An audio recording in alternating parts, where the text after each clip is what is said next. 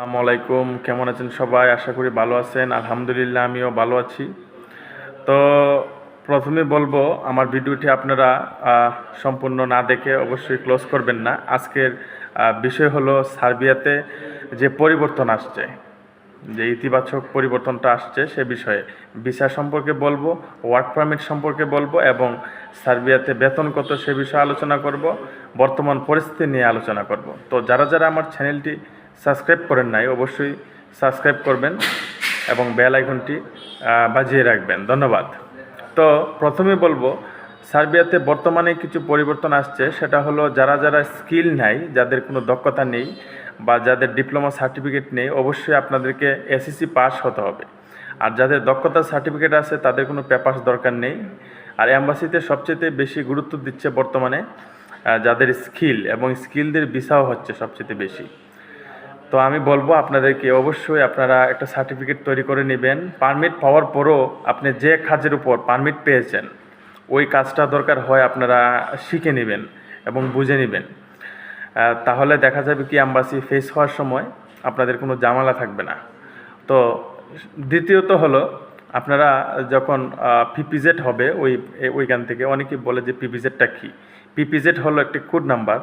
ওইখানের মিনিস্ট্রি থেকে একটি কোড নাম্বার আসে। ওই কোড নাম্বারটা আপনাদেরকে অবশ্যই পারমিটে দেখে নেবেন আছে কি না। তারপর কন্ট্যাক্ট পেপার, তারপরে পারমিট, তারপরে অ্যাকোমোডেশন। তো সার্বিয়াতে যারা যারা যেতে চাচ্ছে অনেকেই আমাকে প্রশ্ন করে, অনেক কিছু বলে। আমি আন্তরিকভাবে দুঃখিত, আপনাদের প্রশ্নের উত্তরগুলো আমি দিতে পারি না ব্যস্ততার কারণে। তো জেনুইনলি আসলে সার্বিয়াতে ভিসা হচ্ছে, প্রচুর ভিসা হচ্ছে। তো যাদের পারমিট অরিজিনাল এবং যাদের ডকুমেন্টস পেপার জেনুইন তাদের ভিসা হচ্ছে, ফেকদের হচ্ছে না। তো আমি মনে করব আপনারা কন্টাক্টে যাবেন না। কন্টাক্টে অনেক সময় প্রতারণা করে।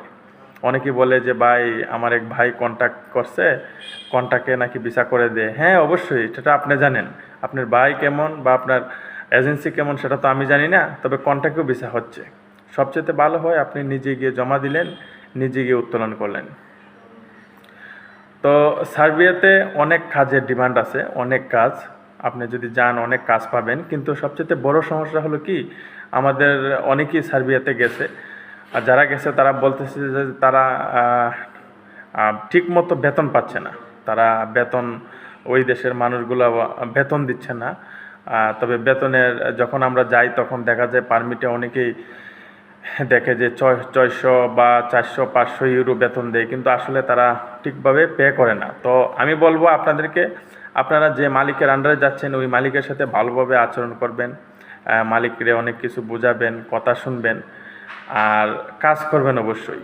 আবার অনেকে আছে যে তারা জায়গা চিন্তাভাবনা করে যে সেনজেনভুক্ত দেশে যাওয়ার জন্য। আমি বলবো ওইটা আপনারা পরে যাবেন।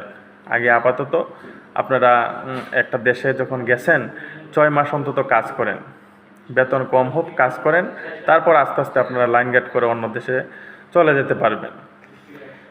তো আমি বলবো আপনারা টেনশন নিয়েন না, আপনাদের ভিসা হবে ইনশাল্লাহ, এবং ভিসাও দিচ্ছে, স্টিকার ভিসা দিচ্ছে।